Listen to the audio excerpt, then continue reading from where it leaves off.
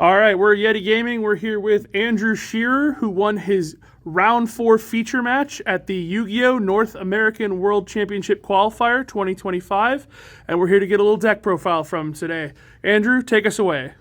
So, reason I played Sky Striker is it's one of my favorite decks. I've loved it for a really long time, and I just wanted to play Engage over and over and over again. Basic deck profile. Three Ray 1 Rose, standard. and a Rhoda, all standard, and many copies to starters as possible. 3 Engage,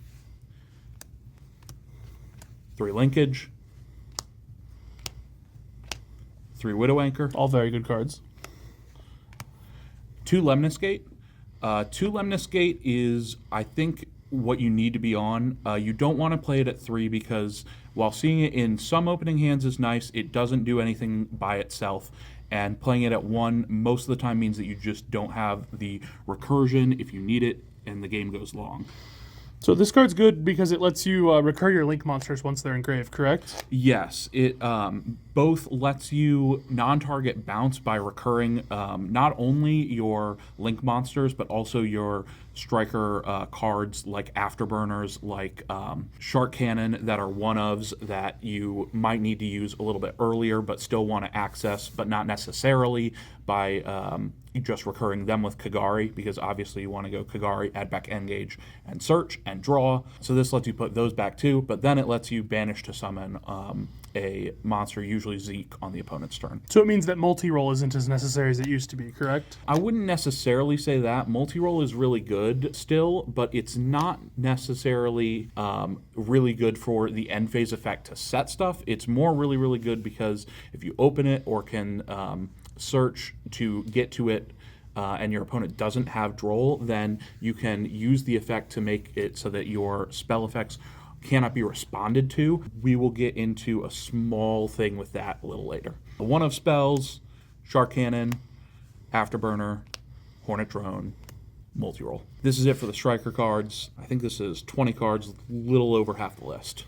Non-engine, we got spells first, 3 droplet, 2 goods. Goods, I think, is really, really important. I didn't play it with anything that is standardly used, like Heavy Metal Foes Fusion to draw cards. I think this is still really, really important to be able to get spells engrave.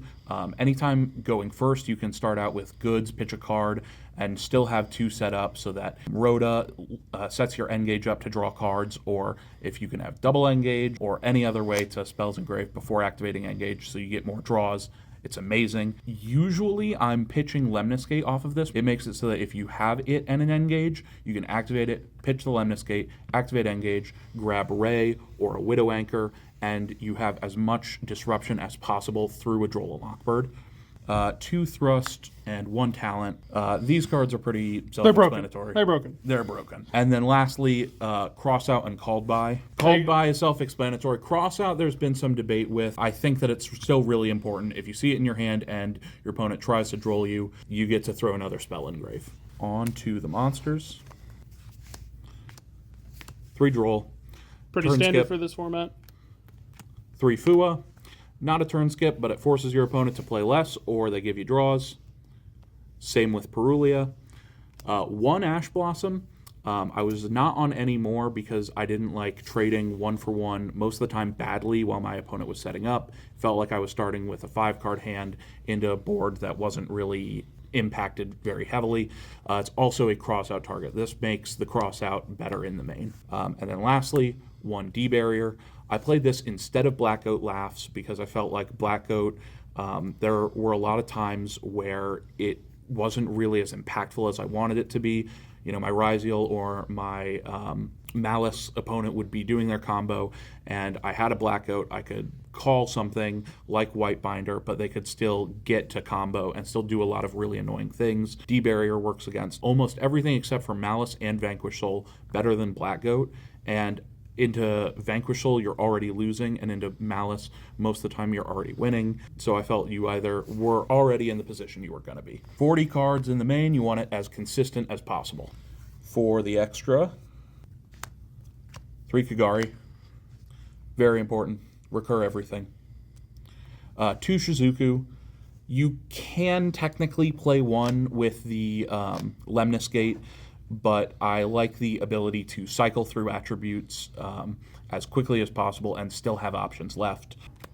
1 Hayate, 1 Kaina, 3-0. Third 0, I think, only ever came up for me in 1 game, but I think most likely properly managing resources better could have not had it come up in the first place. So this is definitely a flex spot. I might cut down on a 0 for something like a Baguska to make it so that when you get drolled, you can normal summon Ray, go into 0, tag into Ray and Rose, and then make Baguska to try to insulate. 1 Azalea, 1 Zeke. Azalea, I feel like, is relatively important, not necessarily for the pop effect, but because she is a generic light and dark ace, the only one in the deck, which means that if you can steal a just a light or a dark monster with a Widow Anchor or a Shark Cannon, and you have any sort of light or dark normal summon yourself, then you can get into her, and then she can link down into Kagari and other things. Zeke is very important for the Lemnis Gate. You could even play a second Zeke if you wanted to cut out 0 and not play a rank 4. And then the 3 kind of flex spots, Typhon, SP, and Access Code. Typhon is very good in this deck because it is a spell-heavy deck. It is one of the few decks that can use Typhon to its maximum because you can make it, you can bounce something, you can search 3 times with Engage, you can still set a few cards, pass turn, and do things on your opponent's turn. Typhon with a Widow Anchor in the back row is really nice. It's way better than just Typhon pass. SP is very important. Banishes resources. Access Code was mostly there so that if I absolutely needed to, I could try to bait a Lunalight Liger Dancer, Raigeki, and then build up into an Access Code and beat over it. That's one of your few outs. And it's also easy OTK. All right. Side deck. Triple Lancia. Triple Meows. You just need draws. The third Perulia, this is for any, obviously, special summon from the hand a lot matches. I didn't want to be main decking 6 Charmies. Felt like 5 was a good number to keep it at 40, and we had space on the side. Hamp, this is just for Lunalight. It might end up getting cut now because Lunalight performed so poorly. It'll depend on how they do in future events. But it's a good card, and having a searchable Kaiju is always nice. Lightning Storm and Duster. These are both ways to clear back row, but Duster and Lightning Storm with the crossout is also very nice to be able to just occasionally hit something that would threaten your entire game plan. Speaking of which, Solemn Judgment stops all of those cards.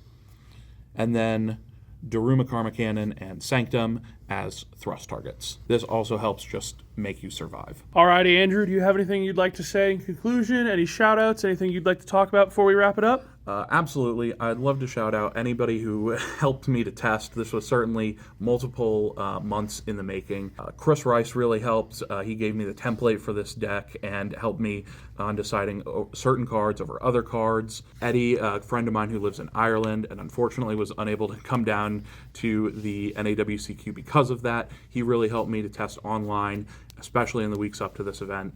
And everybody that was driving with me to the event, John, Justin, Adam, thank you guys for just helping, supporting me in the main event, and having a really fun time in Indy with me over the weekend. If you watched the feature, you may realize that Andrew shouted out his local store, us, Yeti Gaming, while wearing our special jerseys that we gave out to our monthly tournament winners. As appreciation for this, and on behalf of Yeti Gaming, we want to do a little something special for you. You're not expecting this, but we would like to give you a $500 travel stipend for use on your next big Yu-Gi-Oh event. We would also like to announce that for all of our loyal Yetis out there, we're going to make sure you get something too. For the pre-release of Justice Hunters on our website, yetigaming.com, if you use code Andrew, you're going to get $5 off at purchase on any box of Justice Hunters. We're so proud of you, Andrew. Thank you again for being a great representative of our community and our store. We really appreciate you. Thank you, guys. It's amazing, and I've been coming here ever since I was a kid, so I love being able to represent you and hopefully represent all of the positive attributes of the community. Alrighty, y'all. Thank you for watching. Check us out, YetiGaming.com, Yeti Gaming on Facebook, or come visit us in Afton, Missouri, underneath the Bread Co. at 84 Grasso Plaza. Thank y'all for watching.